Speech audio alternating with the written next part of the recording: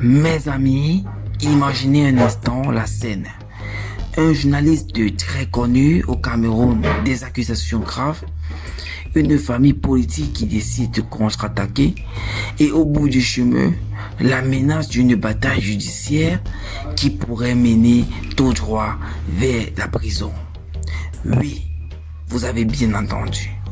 Bruno Bidjan en route pour la prison centrale de Kondengi.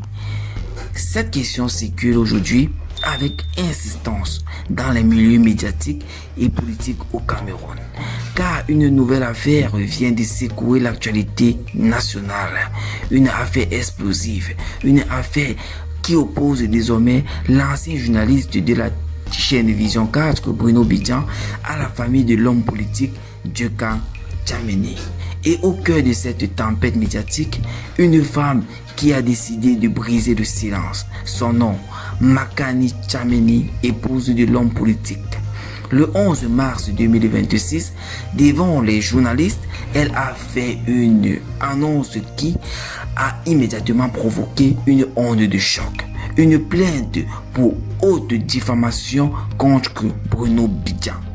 Une plainte officielle, une plainte qui pourrait avoir de lourdes conséquences judiciaires.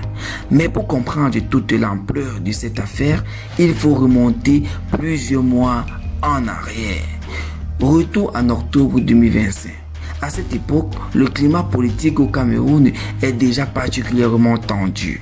Plusieurs opposants politiques sont surveillés, critiqués ou contestés dans l'espace public. Et c'est dans ce contexte que va surgir une information qui va rapidement enflammer les réseaux sociaux. Le 24 octobre 2025, Bruno Bidjan publie sur ses plateformes numériques des déclarations qui vont faire l'effet d'une bombe. Selon lui, lors de l'interpellation de Djekan Tchameni, un important arsenal d'armes aurait été découvert à son domicile. Une accusation extrêmement grave, car si une telle information était confirmée, elle pourrait totalement changer la perception publique de l'homme politique. Les réseaux sociaux s'enflamment immédiatement. Certains internautes prennent ces informations pour argent comptant. D'autres demandent des preuves. Et, très utile, la famille de Djekan Tchameni réagit. Pour elle, ces accusations sont tout simplement fausses. Totalement fausses. Selon ses proches, aucun arsenal d'armes n'a été découvert au domicile de l'homme politique. Pour eux, ces déclarations relèvent d'une pure diffamation. Mais l'affaire ne s'arrête pas là. Car au moment où ces informations circulent, Djekan Tchameni est déjà au cœur d'un autre événement majeur. Son arrestation. En effet, quelques jours plus tôt, l'homme politique avait été interpellé à son domicile situé dans la ville de Douala.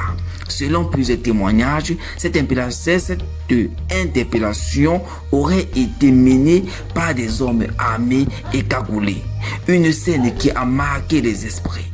Plusieurs témoins affirment que ces hommes n'auraient présenté aucun mandat d'arrêt au moment de l'interpellation. Une situation qui a immédiatement suscité des interrogations dans l'opinion publique.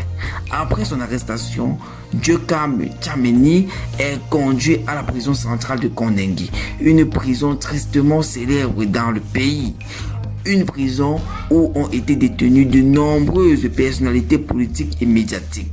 Mais cette prison va également devenir le théâtre d'un autre drame, car dans ce même établissement se trouvait aussi l'opposant politique Anissé Ekane. Et le 1er décembre 2025, une nouvelle tragique tombe. Anissé Ekane décède en détention. Sa disparition provoque une vive émotion dans le pays.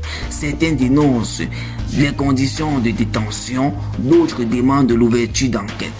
Dans ce climat déjà très tendu, les déclarations de Bruno Bidjan sur l'arsenal d'armes supposé découvert chez Djekan Tchameni vont ajouter une nouvelle couche de controverse. Pour la famille Tchameni, ces accusations ont gravement porté atteinte à l'honneur et à la réputation de l'homme politique. Et pendant plusieurs mois, la tension reste palpable. Puis arrive le mois de mars 2026 et avec lui un nouveau rebondissement. Le 11 mars 2026, Madame Makani Tchameni convoque une conférence de presse. Les journalistes sont présents, les caméras sont allumées et face aux médias, elle fait une déclaration claire. Bruno Bidjan devra s'expliquer devant la justice. Selon elle, il est impossible de laisser circuler des accusations aussi graves sans réagir. Pour elle, il s'agit d'un cas de haute diffamation et la justice devra trancher. Au Cameroun, la diffamation est encadrée par la loi. Selon le code pénal camerounais, toute personne reconnue coupable de diffamation peut être condamnée à une peine de prison.